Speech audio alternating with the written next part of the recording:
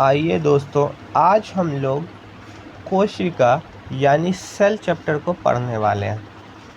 Cell क्या होता है? तो एक्चुअली में सेल क्या होता है, जितने भी ऑर्गेनिज्म होते हैं यानी जितने भी जीव होते हैं वो उन सभी जीवों का शरीर जो होता है कुछ छोटे छोटे लिविंग यूनिट से मिलकर बना होता है, जिन्हें हम लोग कोशिका कहते हैं। और कोशिका को ही जीवन की आधारभूत संरचना और क्रियात्मक इकाई माना जाता है। इंग्लिश में कहे तो basic structural and functional unit of life माना जाता है। अब कोशिका एक्चुअली में क्या होता है? तो कोशिका जो होता है वो जीव द्रव्य से बनी एक रचना है, यानी प्रोटोप्लाज्म से बनी एक रचना है। प्रोटोप्लाज्म हम लोग आगे के क्लास में पढ़ेंगे।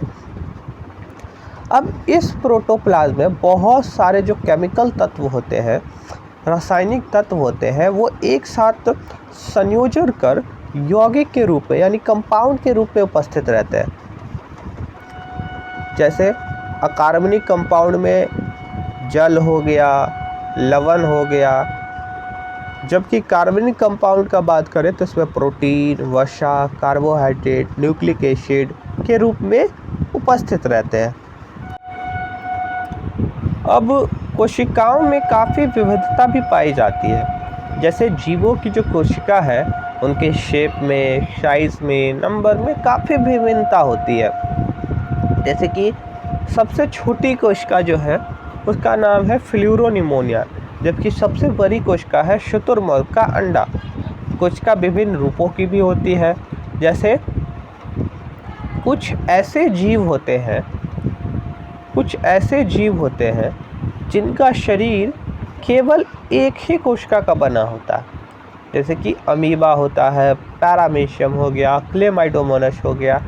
ऐसे जीवों को हम लोग एक कोश के जीव या यूनिसेलुलर ऑर्गेनिज्म कहते हैं। क्या कहते हैं? यूनिसेलुलर कहते हैं, या फिर एक कोश के जीव कहते हैं। अब चूंकि इन जीवों में जीवन संबंधी जितने भी कार्य होंगे वो अकेली ही कोशिका के द्वारा होंगे, क्योंकि ये केवल एक ही कोशिका का बना होता है। जबकि कुछ ऐसे जीव होते हैं जिनका शरीर जो होता है वो एक से ज़्यादा कोशिकाओं का बना होता है, अनेक कोशिकाओं का बना होता है। जैसे कि विभिन्न प्रकार के पौधे हो गए, जंतु हो गए, ये इसके उदाहरण है। अब चूँकि इनका शरीर जो होता है विभिन्न कोशिकाओं का बना होता है, इसीलिए विभिन्न कार्यों के संपादन के लिए, विभिन्न कार्यों को सुचारू रूप से संपन्न करने के लिए अनेक कोशिकाएं समाहित होकर सबसे पहले उत्तक का निर्माण करती है। उत्तक समाहित होकर अंग तंत्र का निर्माण करते हैं और अंग से फिर अंगों से मिलकर फिर एक तरह का सिस्टम बनाती है, अंग तंत्र बनाते हैं और उससे एक फिर जीव का निर्माण होता है। अब बहुकोश के जो जीव होते हैं यानी मल्टी सेल्यूलर जो जीव होते हैं, उनमें एक ही कोशिका से अनेक कोशिकाएं विभाजित होकर बनती है। इसीलिए कह सकते हैं कि बहुकोशीय जीवों में श्रम का विभाजन होता है।